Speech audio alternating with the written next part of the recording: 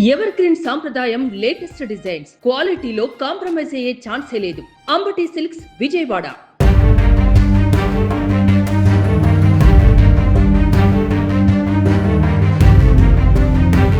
కళ్యాణదుర్గం మండలం పాత చెరువు గ్రామంలో 29/3/2026 తేదీన బోయ లక్ష్మణ అనే వ్యక్తి పోలీస్ స్టేషన్కి వచ్చి ఫిర్యాదు ఇవ్వడం జరిగింది.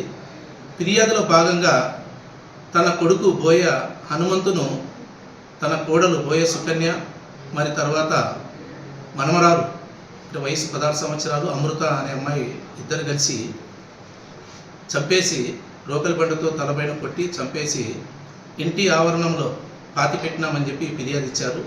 ఈ విషయము తన మనముడు సందీపుకి మనమరాలు అమృత చెప్పడం వల్ల మనముడు వచ్చి తన తాత బోయ లక్ష్మణకు చెప్పడం వల్ల వాళ్ళు వచ్చి పోలీస్ స్టేషన్కి వచ్చి ఫిర్యాదు ఇవ్వడం జరిగింది.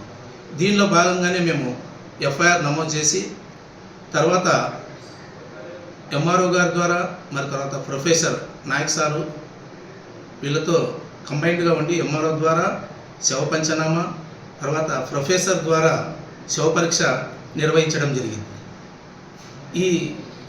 ఈ విషయంలో మాకు అక్కడ అస్థిపంజరాలు పాతిపెట్టిన శవాన్ని తీసినప్పుడు అస్థిపంజరాలు మాత్రమే బయటపడ్డాయి.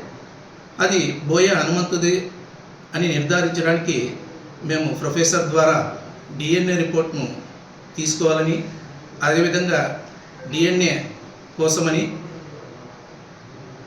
ఈ బోయ హనుమంతు యొక్క ఫీమర్ బోన్ను బోయ డిసీజ్డ్ అంటే మరణించిన వ్యక్తి బోయ హనుమంతు ద్వారా ఫీమర్ బోన్ను మరియు వాళ్ళ అన్న ఎర్రిస్వామి ద్వారా రక్త నమూనాను తీసుకొని డిఎన్ఏ పరీక్ష నిమిత్తము మంగళగిరికి పంపించడం జరిగింది.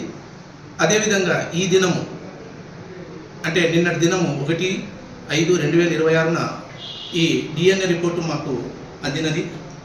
ఈ డిఎన్ఏ రిపోర్ట్ వచ్చేసి మంగళగిరి ఎఫ్ఎస్ఎల్ ద్వారా మాకు అందినది.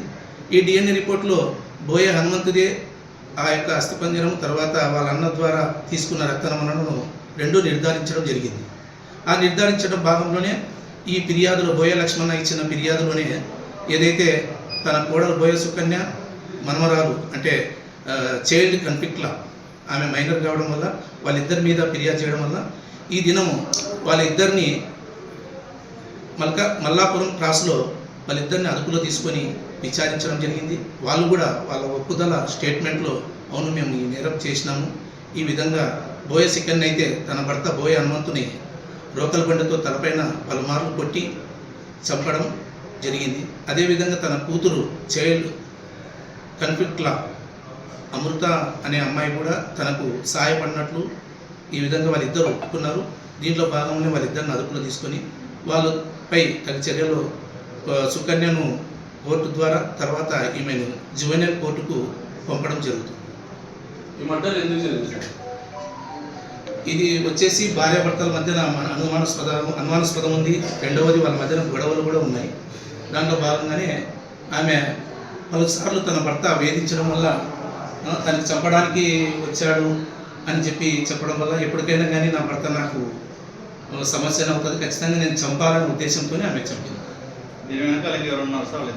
తదుపరి చర్య అది ఇంకా విచారణ చేస్తాము. ఈరోజు వీళ్ళని అరెస్ట్ చేశాం కాబట్టి వీళ్ళ ద్వారా మాకు కొన్ని విషయాలు మేము కనుక్కొని తదుపరి విచారణ చేసిన తర్వాత మిగతా వాళ్ళ మీద కూడా చర్య తీసుకుంటాం.